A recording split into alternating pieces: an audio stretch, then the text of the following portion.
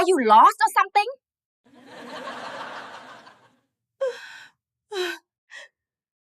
The bank moved like a machine that morning, measured, lubricated, and indifferent.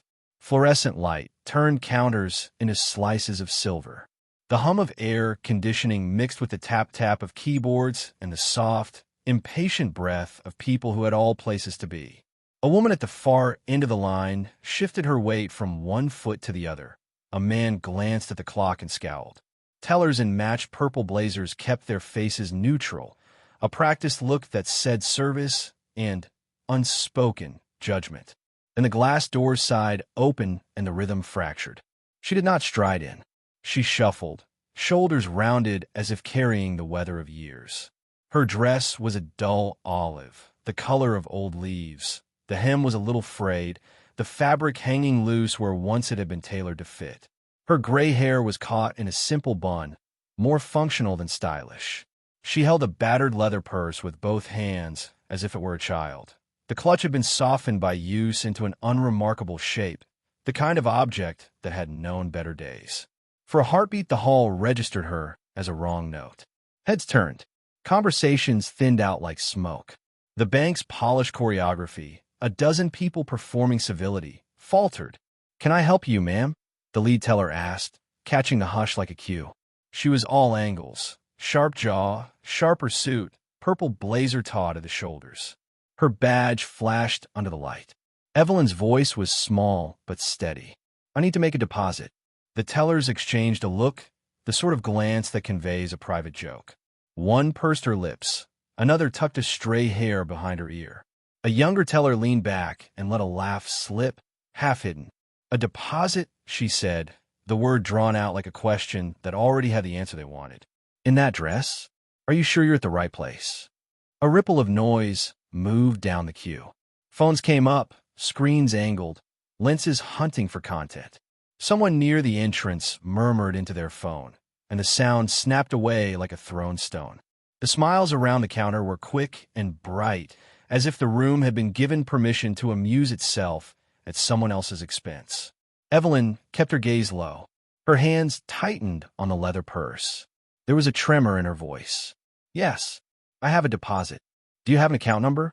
the teller asked, eyebrow arching. "We'll need that, and an ID." The demand landed like a polite shove. Evelyn fumbled. A small square of paper came from her purse, two faded digits visible at the corner. She handed it over with a polite, practiced motion. "It's here," she said. "Please." That should have been the end of it. A routine authenticated a simple courtesy shown. But the bank had already turned the moment into spectacle. A customer behind Evelyn snickered. Another pushed forward slightly, curious and cruel. Someone called a comment about hygiene under their breath. The lead teller's lips thinned. "Excuse me," she said, pinch of condescension in the syllables. "We have standards here." A thin, rehearsed laugh from another teller became louder. "Standards?" she said. "We can't have." Her voice broke into the kind of laughter that requires no malice to be mean. The guard, a steady man who had learned the language of small conflicts, stepped closer. His approach was meant to calm. His expression said, "This is my job, not my pleasure." "Ma'am," he said softly, hands open and non-threatening. "You can't be standing here. It's disrupting other customers." Evelyn's eyes flicked up. For a moment, there was a spark. Not anger, but a quiet insistence. "I'm not disrupting anyone," she said. "I'm asking to be served like anyone else." The teller's mouth quirked at the corner. "Serve you?" she repeated, louder, as if testing the syllables. "We serve customers with proper ID and proper presentation." The line of polite faces behind her closed like a fist. The mood shifted from careless to sanctioned. The guard's hand hovered at Evelyn's elbow, not rough, but decisive. "Please, ma'am," he said. "Let's step outside." She did not resist. Her feet moved with the slow certainty of someone who had rehearsed survival more often than rage. The purse was hugged closer. A stranger in the queue filmed with one hand and laughed with the other. A clerk muttered a warning about bringing bad luck into the branch and coughed, as if it were shocking to be touched by anything human. As the guard guided her toward the glass doors, the bank's life resumed inside. Laughter resumed like static. The tellers straightened their blazers, exchanged a few brisk words, and turned back to their screens as if nothing had happened. Some of the customers huddled together, whispering, already sharing versions of the scene for their social feeds. Another customer, more curious than cruel, glanced back through the glass and saw Evelyn on the bench outside, the light catching the worn leather of her purse. Outside, the air felt different, brighter, sharper. The sun struck the glass and scattered patterns across the tiled floor. Evelyn sat for a moment on the bench, not crying, not pleading, just breathing. She set the purse in her lap and watched the bank through the wide pane, as if it were a stage where a play had just exposed its audience.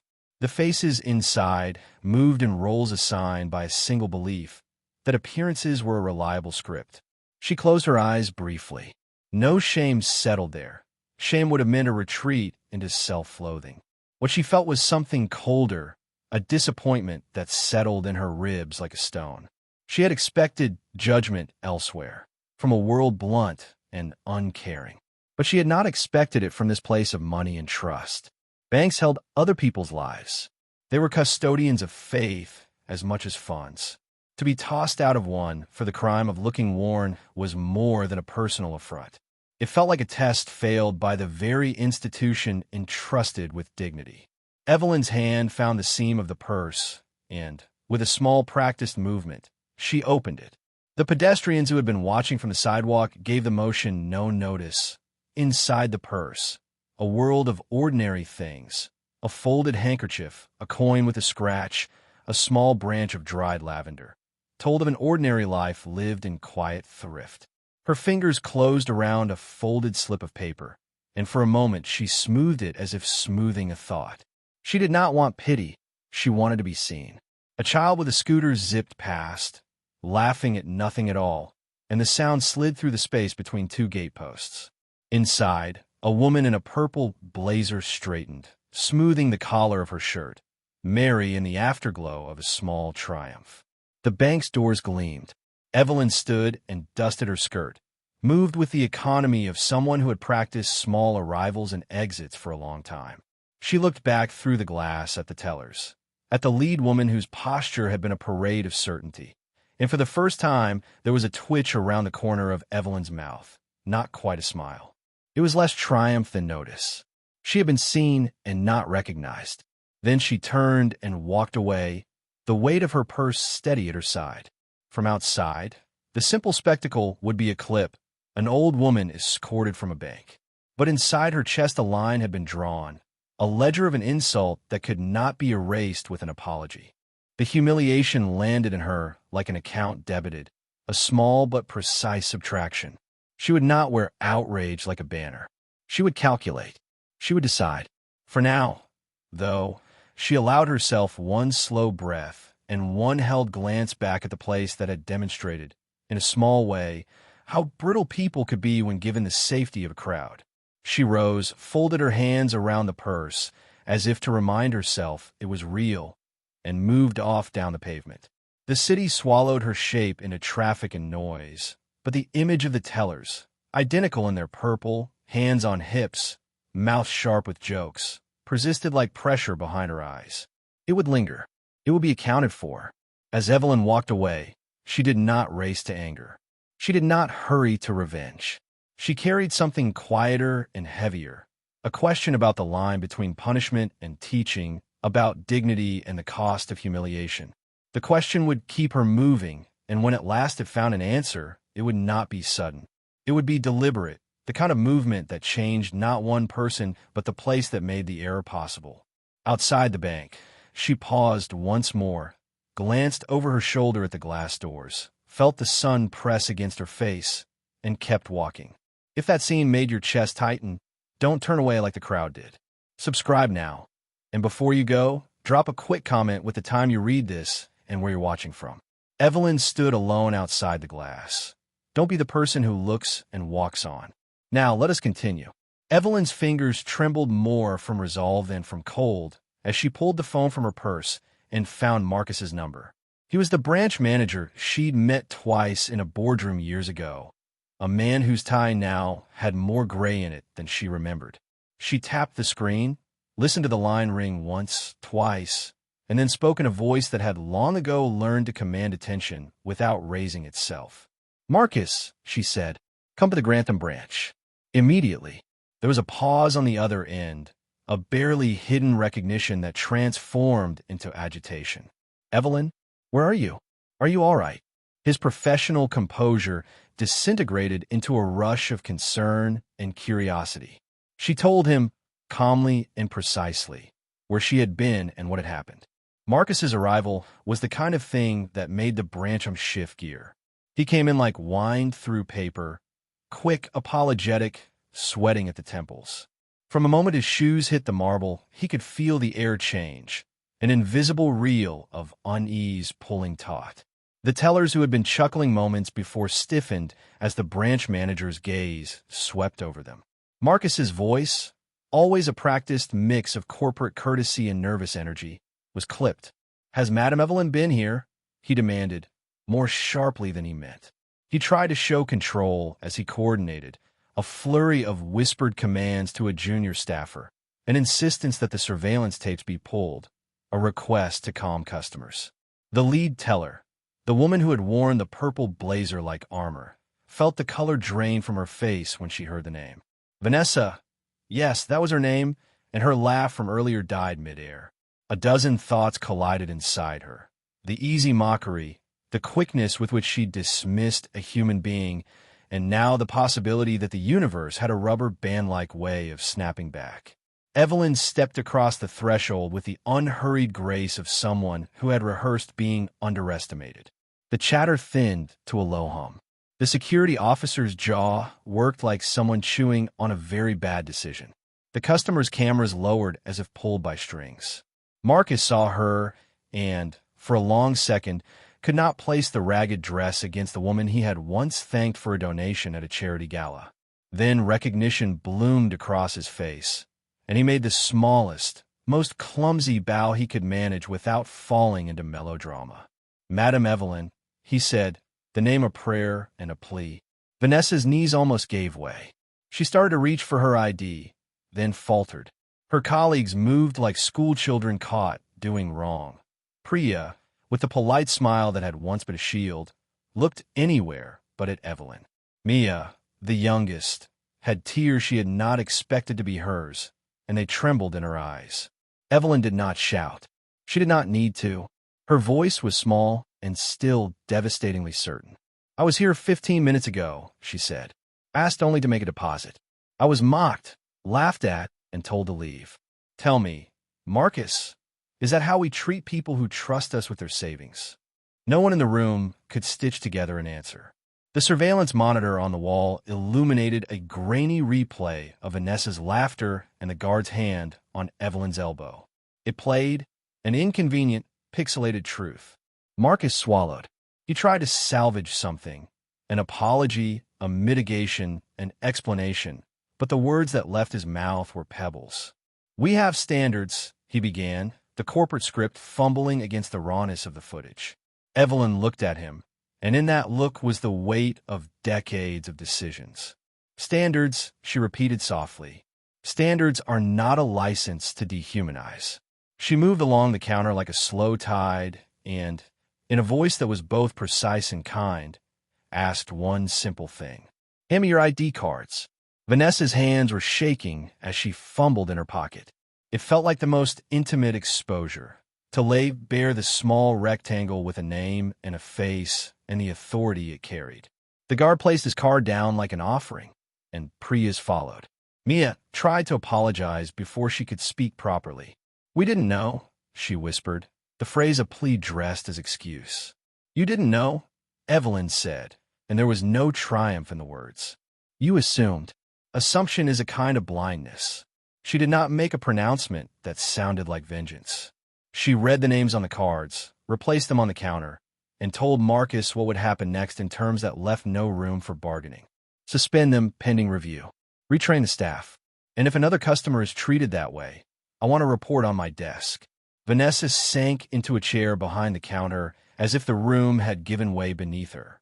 She put her head in her hands and let the tears come, sudden and hot. Priya's mouth opened and closed like a fish trying to find air. Mia's sobs were soft and ashamed. The customer's reaction was a tide of whispers and judgments that moved quickly into something louder. The buzz of phones, the click of social feeds. A clip would be made. Someone had already uploaded footage. By the time Marcus coaxed the staff into a back office, the branch's reputation had received the first nick of public scrutiny. Evelyn left the building quietly. She had not come to gloat. She had not come to teach by spectacle. The dismissal of the staff, immediate and administrative, was his call to make under her instruction. The execution of it left a sourness she could not quite swallow. She felt the pain that comes from watching people's futures wobble. She felt also the firm bead of necessity that had given her voice in the first place. There was a ledger in her chest, an account of dignity that required balancing. Word moved faster than staff's excuses. Social media magnified the humiliation into a headline. Elderly woman mocked at Citibank. Turns out she's a major shareholder. The clip that the customer took, the one with shaky hands and a laughing narrator, did the rounds. Comment sections filled with rancor. Some applauded Evelyn's authority. Some condemned the staff mercilessly. Some mocked how a bank could be the venue for such a moral lesson. Journalists sniffed interest. The branch was suddenly a small theater of public opinion. Inside the bank, Marcus sat with a legal counsel who talked in a measured, antiseptic tone about liability and public relations. The HR manager drafted suspension notices. The three tellers received their notices with faces like washed-out flowers, petals falling. Vanessa held her ID card like evidence of a life she had not yet lost. She tried to explain the context of a dozen petty pressures. Long hours, pressure to cross-sell, a culture that rewarded quick judgment. But the explanation sounded, to her, like the creak of old furniture when a house is collapsing. The community around the bank felt it too. Regular customers whispered in the branch parking lot. Local shops replayed the footage like a radio. Evelyn's name moved through town, but not as scandal, as a chisel to pry at the varnish of a small civic failing. People started to ask questions they had not asked before. Who gets to be treated as a human being? What is dignity worth when everyone is running late? Evelyn did not watch the fallout like a spectator. She had been careful with publicity her entire life. Anonymity had been a shield and a choice. As she walked back through city blocks toward the car that would bring her home, she felt the weight of being recognized and the weight of having become an instrument of accountability. Both felt heavy. Her home, a low-lying house with wide windows and a garden, she kept because she loved the bluntness of soil under her nails, welcomed her with a soft hush of familiarity. The living room held simple furniture arranged around a view of the city skyline, a modest luxury she permitted herself. The butler, aware and attentive in a way that had nothing to do with titles, set a cup of tea before her. "Madam, there's been a lot of calls," he said without looking intrusive. "People want statements." Evelyn wrapped her hands around the warm porcelain and watched the light lay itself across the room. There was a small photograph on the mantel. A younger Evelyn in a kitchen, flour on her hands, laughing with a child who had not yet learned how to hide a grin. That image sometimes felt like the original contract she'd made with herself, to keep money in the service of people, not to let it make people small. She replayed what she had done. The dismissal was swift and, she had thought, necessary. But as the initial rush of authority ebbed, doubt clawed at her. Had she been too severe? Had she pulled an irreversible lever on 3 lives when a different hand, conversation, training, slow correction, might have taught the same lesson without crushing futures? The apology felt hollow if it did not lead to education. The punishment felt hollow if it did not lead to change. She poured the remaining tea down the sink and opened a drawer where she kept letters, not announcements or checks, but small notes from people who had once been helped by a loan or a charity program. The handwriting ranged from beautiful script to shaky block letters that trembled with gratitude. Beneath the pile of paper, she kept a small ledger, not financial, but moral, where she recorded decisions she had made, not to show anyone, but to remind herself of the intention behind each choice. Tonight the ledger would get an entry. She picked up a pen and began the careful, small handwriting she used when something mattered. She listed the facts of the morning, then the action she had taken, then the consequences unfolding like a second set of ripples. At the bottom of the page, she paused and wrote, slowly, "Too harsh." She left a line beneath it, as if the question might be answered by a neat response. There was none. Outside, the city lights began to prickle on like distant stars. In the silence of her room, the moral calculus of the bank's humiliation hummed and rearranged itself into new possibilities. Restitution, retraining, a program, maybe a way to turn the incident into learning, not just punishment. She was not a woman to be satisfied with spectacle. She wanted structural change. Evelyn folded the letter and set it aside for the morning. She had made a move that forced a reckoning. Now she would have to shepherd the result, and that would require patience, intention, and a kind of humility that asked more of her than public rebuke ever would. She had called for accountability, and in doing so, had become accountable herself to the people she had punished, to the values she professed, and to the larger ledger of a life she had chosen to live quietly. She stood and walked to the wide window that overlooked the city, placing her palm against the cool glass. Below, the bank sign blinked innocently in the night. Somewhere in that building, 3 young women were trying to find their next step. Somewhere else, Mrs. Lawson from across the street had already called a friend to talk about what she'd seen. The choices made this evening would ripple outward, but whether they carved new channels for kindness or simply scarred for a time depended on what came next. Evelyn breathed in and held the night for a moment. The morning's humiliation had become something sharper than insult, a summons. She did not know yet whether she had been merciful or severe. She only knew she would not leave the question unanswered. Tomorrow she would begin to answer it, and the first steps of that answer would shape what the bank would become. 3 weeks after the incident, the envelopes arrived like quiet insistences, a neat stack, each one folded and creased in that particular way that only handwriting produces. They came at different times of day. One slipped through the door with Morning Post, another left on the butler's tray after lunch, the last placed on the mantel in the dim hush before dinner. Mr. Alden set them down without comment. He had seen Evelyn through many seasons of decision, and he knew when she needed solitude to think. She opened the first envelope with the same small ceremony she used for ledgers and condolence notes, letting the paper whisper free. The handwriting was shakier than she expected. Ink had bled where the writer's hand had pressed too hard. The name at the top read Vanessa. "Dear Ms. Grant," it began in blocky, earnest letters. "I have replayed your face in my head every night since that day. I cannot sleep. I keep thinking of the way I laughed, a laugh that needed no cruelty to become cruel. My mother is sick. I have been covering her medicines with overtime and borrowed money. I thought, foolishly, that toughness here would protect me. I was wrong. I am sorry. If you can find it in your heart, I hope to make things right, even if it takes years." Vanessa's words were simple, raw with private pressure, a mother's cough, a rent overdue, the need to hit sales targets in a branch where numbers mattered more than patience. As Evelyn read, she saw the woman at the counter again, not as a caricature of cruelty, but as someone bent by worry who had made a bad choice. The apology did not erase the humiliation, but it did open a window to the why. The second letter arrived folded in a paper envelope with a small smear of lipstick along the flap. Priya's handwriting looped with a gentle rhythm that made the sentences almost musical.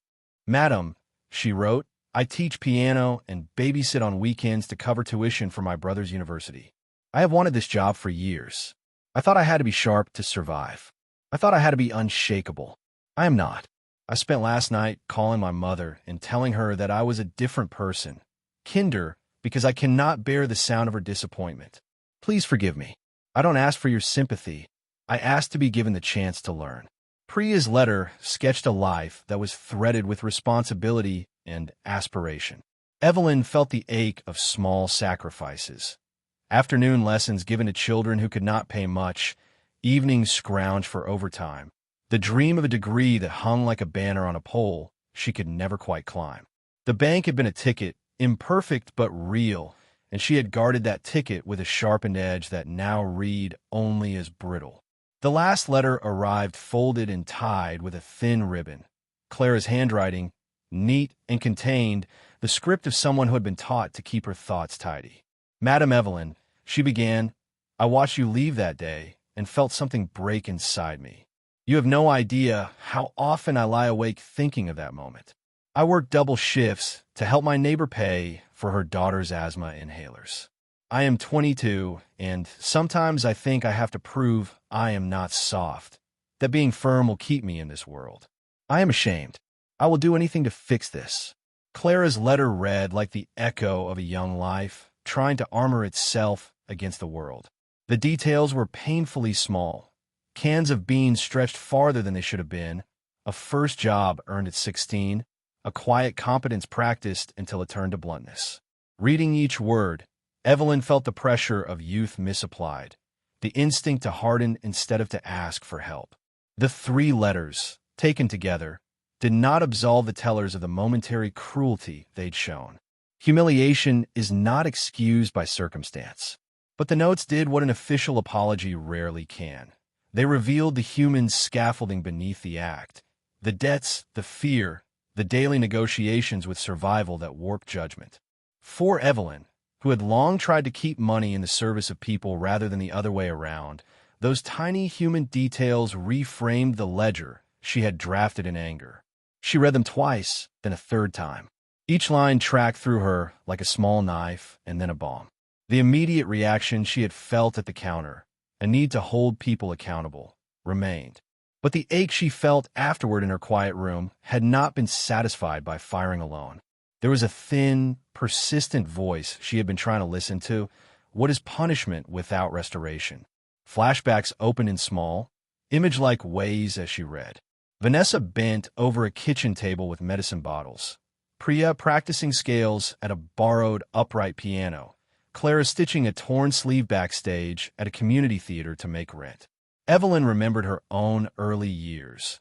The mornings she had swept a shop floor, the nights she had counted coins, the little bargains she'd struck with herself to build something that could give back. Her memory did not absolve the tellers, but it softened the hard edges of her judgment. That evening she called Marcus. The line clicked into life, and she heard the branch's nervous energy in his breath. Marcus, she said, and he answered with the uneasy deference of a man who balanced 1,000 little crises. Evelyn was direct but gentle. You have letters, she said. 3 of them. Read them. There was the rustle of paper on the other end, a man swallowing his need to control the narrative and actually listen. After a long pause, Marcus replied, Yes. I read them. Madam, they are emotional. His voice cracked at the end of the word. I will not undo the suspension without conditions, Evelyn told him. Suspension without reflection is simply a pause. We need to make this an education as much as an accountability. Marcus inhaled. What do you propose? Evelyn set the teacup down and folded her hands, the motion meaning she had turned a deliberate thought in her mind. Reinstatement, she said, but they will not be returned to their previous posts. They will start from the bottom, community liaison, outreach, volunteer coordination. For 3 months, they will work directly with the programs we fund for vulnerable populations. They will attend sensitivity training and write reflective essays on their experiences. If, after review, they show genuine change, they may resume responsibilities piece by piece. It's unconventional, Marcus said slowly, tasting the word. It's proportional, Evelyn replied. Punishment without repair is cruelty. We will repair what we can. And more than that, we will invest in change. The bank will fund a program that trains staff in dignity-first service and funds community visits so judgments are replaced with understanding. We will monitor progress publicly, and you will provide monthly reports to my office. She could hear Marcus calculating reputational risk, cost, logistics, but also the lift in his voice when the word training came out. He agreed, eventually, to arrange the logistics and to call the 3 women, giving them a tentative appointment time to meet with HR and to discuss a structured reentry into the bank. After the call, she sat by the window and let the city's twilight settle. The decision was both mercy and discipline. It was an admission that her first reaction, immediate dismissal, had been necessary to send a clear message, but that the work did not end there. She did not want to burn lives down. She wanted to teach the bank to be better at keeping people whole. She wrote a note to herself in the moral ledger she kept on the sideboard, the kind of note that read like a mission statement: accountability plus restoration. Underneath, she penciled tentative steps: community placements, sensitivity workshops, monthly reporting, letters of apology read aloud in a moderated session. She underlined mentorship twice. Evelyn could see, in her mind's eye, the tellers' faces again. The shock the moment she revealed her identity, the shame afterward, and she did not wish to harden them into villains. She wanted to turn their mistake into a lesson that rippled outward. When morning came, she dressed simply, a soft navy dress, sensible shoes, and arranged to travel to the branch herself. She did not want a spectacle. She did not want cameras to frame the meeting as a theatrical redemption. It needed to be real and contained, a hush of accountability rather than a circus. As she prepared, she felt both hope and caution. Hope that people could change when given the structures to do so. Caution that the bright glare of public attention often flattened complexity in the headlines. She would meet the three women face to face, hear their stories in fuller voice, and propose the path forward. The ledger needed new entries, not of punishment only, but of steps taken to rebuild trust. Evelyn left her house with a small pile of letters folded into her inside jacket pocket. They were quiet things of ink and sincerity that had shifted the balance inside her. She had called for consequences. Now she would offer a scaffold. She was still wary. The world had taught her to be. But she carried with her a steadier thing than reaction, the conviction that dignity could be rebuilt if carefully and patiently tended. She stepped into the car that waited at her gate and gave a single instruction to the driver: "Take me to Grantham Branch." They arrived on a gray Tuesday, each of them carrying the small private baggage that humiliation leaves behind. Vanessa with a tightness at her jaw, Priya with a polite, brittle smile, and Clara with both shame and a need to prove she could be better. Marcus met them in the staff entrance with a folder in his hand and a stiffness in his shoulders that tried to be professional. The HR officer read out the terms Evelyn had set: 3 months in community liaison and outreach, mandatory sensitivity training, supervised volunteer hours, and reflective essays to be submitted weekly. The tone was clinical, but the consequence sat heavy in the air. Vanessa's first day as a community liaison meant handing out tea at a small shelter 3 blocks from the branch. Her hands, unaccustomed to small kindnesses that had no KPI attached, trembled as she lifted mugs and listened to men and women who told short stories about bad landlords, lost jobs, quiet sickness. Priya was assigned to a drop-in financial literacy class and neighborhood center. She had to learn to teach without scolding, to explain a bank account without judgment. Clara's role was to coordinate volunteer drives and accompany a liaison team into the city's homeless encampments, which required the most courage of all. The bank had altered a small room behind the branch and turned it into a community desk, a space with comfortable chairs, a thermos of coffee, information leaflets, and a bench where people could come to discuss issues privately. The first morning the desk opened, a woman with a stroller came in hesitantly. She smelled of detergent and tiredness. Vanessa greeted her with a name she almost did not know how to say. "Hello, how can I help you today?" And the sentence landed differently than it would have months before. The woman's face relaxed enough to show gratitude. It was a small victory that made Vanessa feel strangely light. Evelyn watched from the other side of the glass, not to inspect, but to learn. She came in quietly at midday, in a plain navy coat, and she moved through the room with the composure of someone who had spent a long life unhurried. She sat in the back and observed rather than interrupted.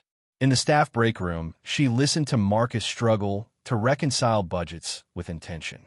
She made notes on a paper pad and handed them to HR with a calmness that did not demand applause. The training modules were simple but effective. Role-playing with actors from local charities who acted as difficult customers. sessions with social workers who explained trauma and how it might show up in a person's behavior, workshops on language that honored dignity. The tellers practiced phrases like, "How can I assist you today?" and "Would you like a private space?" more times than they thought they needed to.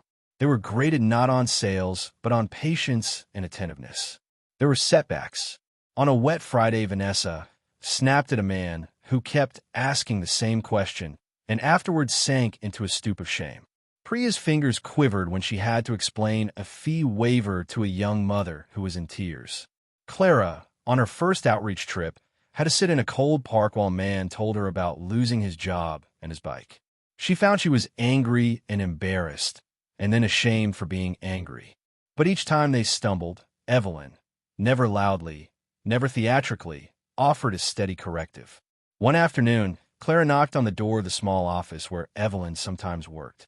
She had a paper-covered notebook clutched to her chest and a question that had been growing inside her since the day she sat on the bench outside the bank watching Evelyn leave. "Madam Grant?"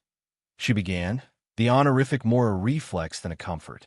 Evelyn looked up from a stack of program proposals and smiled in a way that unspooled Clara's nerves a little. "Call me Evelyn," she said. "Please." They walked to the community desk together. Clara admitted she had been terrified that day in the branch when she'd laughed. "I felt I had to prove I wasn't soft," she explained. "I thought softness would mean getting trampled. I wanted to look strong." Evelyn nodded slowly, the kind of nod that said she had seen the story many times. "Growing up, I learned to protect myself by folding up my gentleness and tucking it away," she said. "But you can't serve others well if you're always protecting yourself from them. You first have to be willing to be touched by what you see." Clara listened as if absorbing a lesson in a language she'd never learned. Over the following weeks, the two of them met frequently. Short conversations over tea, a walk through a nearby park after training session, a quiet hour where Evelyn taught Clara how to listen without trying to fix everything at once. It was not a fast friendship. It was an apprenticeship in compassion. Clara began to bring a tiny notebook to work and, each evening, jot down 3 things she had learned that day. The list began with practical notes, ask for ID, then ask name, and grew into reflections. Mr. Thomas smiled when I asked about his dog. Those small observations accumulated into a new posture. Evelyn's philanthropic initiative took shape not as a press release, but as a set of concrete steps. She designated funds to create a dignity program, a suite of offerings within the bank that included a microgrant fund to help customers cover emergency needs without predatory conditions, a second chance employment program that partnered with local shelters and job centers to provide training and placements, paid volunteer hours for staff who worked in outreach so their community work did not dent their pocketbooks, sensitivity and trauma-informed training as a mandatory part of the bank's onboarding process, a mobile liaison unit that would take banking basics to shelters and community centers. Marcus ran the numbers and came back with spreadsheets that smelled of pragmatism. "If we set up the fund at this scale and pilot it for 6 months, we can measure the impact and adjust," he said, trying to balance imagination with quarterly reports. Evelyn let him worry about scale. She focused on purpose. She insisted that the pilot be public in a way that mattered. Small town hall-style meetings with community leaders, not flashy launches that would fold under the weight of optics. The local papers picked up the story once the first couple of microgrants were distributed. The headline was cautiously hopeful. Citibank launches dignity program after viral incident. Customers who had once rushed in and out now lingered. A man who had been brusque in line stopped to ask Evelyn about how to help a neighbor with no ID get an account. The bank's social feeds began to fill with small testimonies. Not always flattering, not always easy, but often honest. People told stories about being treated with respect. Inside the bank, the culture softened in ways that were both obvious and subtle. The purple blazers still aligned behind the counter, but their shoulders began to drop from a pose of defense to a stance of readiness. Staff members brought in sandwiches for volunteers. People who had been customers for years remarked on the change. "They actually asked my name," said one elderly regular with a grin. "And they remembered it next time." There were journals and reflective essays, too. Vanessa's first essay read like a confession. The weight of a sick mother, the brittle defense that had become routine, the unbearable clarity that comes after being confronted with one's own small cruelties. Priya wrote about music and how learning to listen to someone's story is like listening to a long, complex piece. Patience reveals the themes. Clara's piece, short and direct, said simply, "I was wrong. I thought strength was armor. Now I think strength is having the courage to be kind." 3 months later, when the review meeting arrived, Evelyn sat with the HR committee and Marcus, the community partners, and read the reports. There had been measurable changes, fewer complaints, a small but significant increase in accounts opened by vulnerable customers, positive feedback from community centers, and an increase in staff engagement scores. The three women had completed their service and shown tangible growth that could be documented in both numbers and small human stories. Evelyn proposed a phased return for them, not immediate restoration to their old roles, but an incremental path that would keep them accountable and allowed them to mentor new hires in dignity-first service. The day the community desk received a plaque acknowledging the pilot's success, Clara stayed late. The front doors had closed, and the cleaning crew hummed in the background. Evelyn found her sitting on the low window seat, thumbed notebook open and pages messy with notes. "You've come a long way," Evelyn said softly. Clara looked up, the expression on her face threaded with fatigue and a new, steadier confidence. "I have," she admitted, "and I don't think I'm finished." They sat together in quiet, watching the street lights blink awake and the last bus pull away. Outside, the bank's sign glowed, no longer just a corporation, but in the small way Evelyn had carved, an institution with a conscience. Clara leaned back, closed her eyes, and murmured, "Thank you." Evelyn guided her to look outward instead of inward. "Thank them," she said. "Then go home and get some sleep." They stayed a while longer, two figures on the window seat, the hum of the city below like a distant heartbeat. A seed had been planted in a place that had been brittle. It had taken water and patient tending. The change would not be complete in a single season, but it was underway, not as a headline, but as a series of small, stubborn acts that accumulated into something steadier. When they finally left, the air was cool and the sky a deep ink. Clara tucked her notebook into her coat pocket and walked out with her head just a little higher. Evelyn watched her go, then turned and let the branch's soft evening light fall across her face. The work had begun, and for the first time since the morning of the counter, there was more than a ledger to look at. There was a forward path, messy, human, and hopeful. The conference room on the top floor smelled faintly of lemon polish and fresh paper. Sunlight slanted through floor-to-ceiling windows and painted the long table in rectangles of gold. Marcus stood at the head, adjusting a stack of folders, while HR arranged chairs into a semicircle. The local community leaders, representatives from partner shelters, and a handful of staff filled the room, some with nervous energy, others with the reserved curiosity of people who had come to see whether change had weight behind its promises. Evelyn entered without fanfare, as she always did, in a modest navy coat and a neutral expression that suggested she listened more than she pronounced. The room quieted. She did not take the head seat, but chose a chair in the middle among the staff, a small act that made the gathering feel less like a corporate show and more like a true conversation. Marcus stood and cleared his throat. "Thank you all for coming," he began. "This meeting will formalize the Dignity Program pilot and announce the next steps. But first, a word from the person who insisted we listen in the first place." He gestured toward Evelyn with an earnestness that still held a sheen of awkwardness from the time she'd been ignored. Evelyn rose slowly. Her voice was calm and even. It carried the soft force of someone who had spent a lifetime making decisions without spectacle. "We began this because something small and ugly happened in our branch," she said. "An old woman was mocked where she came to make a deposit. That moment revealed more than a single failure. It revealed a pattern. We are all of us custodians of money, yes, but also of each other's dignity." A hush fell. Vanessa, Priya, and Clara sat together in the front row. Vanessa's hands were folded in her lap like someone holding fragile china. Priya's face was composed but pale. Clara's eyes were bright, the tentative steadiness she'd been building now more visible. Evelyn continued. I could have punished and walked away. I chose another route. Accountability coupled with repair. She glanced at Marcus and the HR director. The results have been real. We piloted outreach, instituted trauma-informed training, and created direct channels for people to access small, immediate support. She let that settle, and then named specifics. We will scale the microgrant fund, expand the mobile liaison unit, and embed mandatory dignity training into our onboarding. But more than programs, we want to change how we see people. Vanessa's eyes filled. She swallowed and drew herself upright. When Marcus opened the floor, Vanessa stood too, the motion small but deliberate. Her voice trembled at first. I want to say I am sorry, she said. The sentence fell like a small stone into a quiet pool. Its ripples reached the far corners of the room. I'm sorry for how I treated that woman.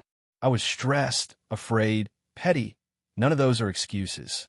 I have learned to listen instead of judge. She looked at Evelyn, and the admission seemed to give her a kind of lightness. Priya followed, her voice soft but steadier. I thought being seen as strong meant not showing compassion. I was wrong. I have been learning to teach, not to scold. She glanced at Clara, who managed a small, grateful smile. Clara's own turn was short and blunt. I was ashamed at first, but meeting people, really meeting them, not as problems but as humans, changed me. I want to help train others. Her confidence was new, raw but sincere. That moment, the public owning of fault, felt larger than any HR memo. The community leaders nodded, some with tears gathering, others with arms crossed in guarded hope. The staff who had watched the whole sequence from a distance began to realize the cost and the possibility of change. Evelyn did not lavish praise. She offered terms. I will reinstate the 3 staff members under a phase plan, she said. They will return as mentors to new hires in dignity-first service, and they will also continue outreach for 6 months. Their progression will be monitored publicly. Accountability is not erased. It is redirected into service. A murmur rippled. Practical, fair, merciful. Marcus leaned back, relief and pride warring on his face. The HR director made notes, already drafting the operational steps in her head. After the formalities, they walked to the branch's small community room for a modest launch event. A banner that read, Dignity Program, serving people, not judgments, hung over a table of coffee and pastries. Community partners had set up booths, a legal aid table for name changes and ID retrieval, a health tent for vaccinations and basic screenings, and a small board where people could post offers of help. Couches for one night, tutoring for kids, a spare bike to get to interviews. The first microgrant recipient, a man named Luis who'd lost his job 2 months earlier, stood awkwardly before the crowd. He spoke about how the grant allowed him to pay a security deposit and secure an evening shift at a nearby bakery. They treated me like I had a plan again, he said. Someone believed in me. The audience responded with quiet applause that felt both private and public at once. Outside, the mobile liaison van, wrapped in the bank's new logo in soft colors, was parked in a lot, its side door open to hand out informational leaflets and warm coats. Clara and Vanessa took turns talking to people in line, their voices patient, their questions open-ended. It was a small, messy, human scene, a child clutching a teddy bear, an elderly woman with a cane discussing benefits, a young man asking where to get a free shower. Evelyn moved through the event like a softly focused lens, stopping to talk to volunteers, to comfort an anxious mother, to nod respectfully at Luis. People came up to her shyly, some to offer thanks, others to ask hard questions. She answered with the economy of someone who had thought about the work long enough to avoid rhetorical flourish. We will make mistakes, she said to one community organizer. We will correct them, but we will not walk away. As the afternoon wore into evening, local reporters arrived with polite urgency. Cameras and clipboards hovered, but the bank had arranged the event intentionally small. No podiums, no grand speeches, to avoid theatrics. Evelyn agreed to a short interview, not a headline-grabbing soundbite, but a straight, clear statement. Dignity is not a program you launch once, she said, pressing her palms together as if holding the thought steady. It's a practice that needs resources, time, and humility. The week after the launch, the bank's recycling of goodwill became a steady rhythm rather than a spike. The mobile liaison unit made daily stops at shelters. Bank tellers rotated community days where they would help with budgeting workshops or sit with clients while social workers assisted with forms. Vanessa led a volunteer team that offered hot chocolate at a winter warming center. Priya taught a basic financial literacy class at the community college. The students were older than she expected, some returning to school after layoffs, others looking for a fresh start. Clara's growth brought its own quiet joys. During a late afternoon outreach, she sat on a stoop with an older woman named Mrs. Alvarez who told her the story of a son who'd left home and a life that had frayed. Clara listened without fixing. When the woman finished, Clara reached in her bag and pulled out a small bar of soap and some tissues, an act of ordinary kindness that felt like a bridge. "You were there when I needed someone to listen," Mrs. Alvarez said, pressing Clara's hand.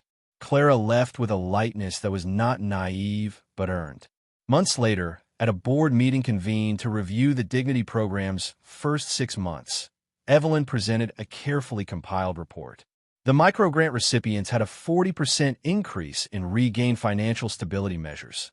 Accounts opened for vulnerable populations had increased, and staff surveys showed a measurable rise in job satisfaction and perceived meaning. More telling were the stories. A young father reunited with his child through a small travel stipend paid from the fund. A woman who received help getting her ID and then opened a savings account that allowed her to plan a small business. After the meeting, Marcus found Evelyn alone on the rooftop terrace, the city skyline fanning out like a promise. He joined her at the railing, where the river shivered under late sun. "You did something," he said simply. Evelyn looked at the horizon, the skyscrapers catching gold. "We started something," she corrected, "and we got a long way to go." There was humility in that correction, not the curt sort that hides power, but the steady kind that knows leadership is slow, iterative work. Marcus nodded. He had seen his staff fall and rise, watched reputations balance and tilt, and learned that good governance required both standards and mercy. When the branch reopened its doors the next semester, the purple blazers were still there, but the posture behind them had changed. There were small signs: a bowl of fresh fruit behind the counter donated by a local market, a bulletin board of community resources updated weekly, a corner with a soft chair and a sign: "If you need a private space, please ask." Customers noticed. "They actually asked my name today," an elderly man told a friend in line, smiling. One evening, months after the first humiliation, Evelyn walked through the branch unannounced. Staff greeted her with a warm quiet, nods, soft smiles, a ripple of respect rather than fear. Vanessa came forward, eyes honest and steady, and offered her hand. "Thank you," she said simply. "For a second chance." Evelyn took the hand and held it for a moment. "Thank you for taking it," she replied. Outside the bank, the city lights began to puncture the dusk. Evelyn paused on the steps and looked up at the skyline she knew so well.